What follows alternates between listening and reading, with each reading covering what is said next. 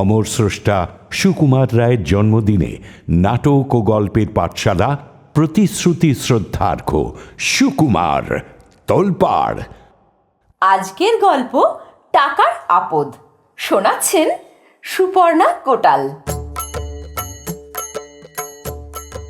বুড়ো মুচি রাত দিনই কাজ করছে আর গুনগুন গান করছে। তার মেজাজ বড় খুশি, স্বাস্থ্যও খুব ভালো, খেটে খায়, স্বচ্ছন্দে দিন চলে যায়। তার বাড়ির ধারে এক ধনী বেনে থাকে, বিস্তর টাকা তার, মস্ত বাড়ি, অনেক চাকর বাকর। মনে কিন্তু তার সুখ নাই, স্বাস্থ্যও তার ভালো নয়। মুচির বাড়ির সামনে দিয়ে সে রোজ যাতায়াত করে আর ভাবে, এই লোকটা এত গরিব হয়েও রাত দিনই আনন্দে গান করছে, আর আমার এত টাকা করি, আমার একটু আনন্দ হয় না মনে?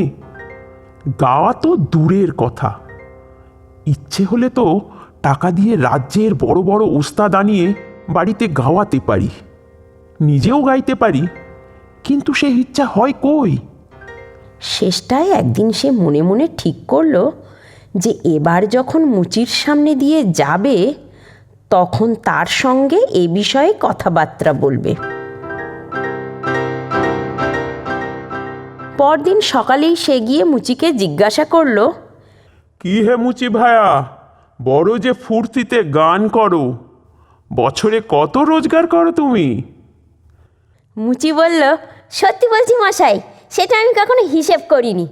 আমার কাজের কোনো দিন অভাব হয়নি, খাওয়া পড়াও বেশ চলে যাচ্ছে, কাজেই টাকার কোনো হিসেব রাখবার দরকার হয়নি কোনো দিন।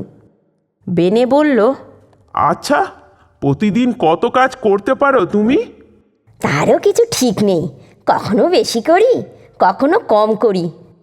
মুচির সাদাসিধে কথাবার্তায় বেনে বড় খুশি হলো। তারপর একটা টাকার থলে নিয়ে সে মুচিকে বলল, এই নাও হে, তোমাকে এই 100টা টাকা দিলাম, এটা রেখে দাও, বিপদ আপদ অসুখ বিসুখের সময় কাজে লাগবে।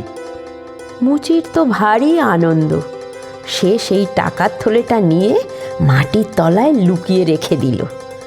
তার জীবনে সে কখনো একসঙ্গে এতগুলো টাকা চোখে দেখেনি।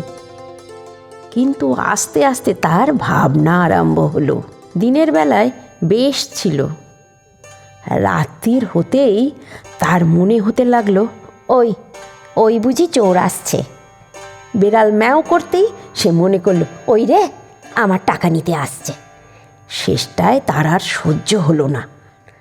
টাকার থলিটা নিয়ে সে ছুটে বেনের বাড়ি গিয়ে বলল, এই রইল তোমার টাকা, এর চেয়ে আমার গান আর ঘুম ঢের ভালো, ঢের ভালো বাপু, ঢের ভালো।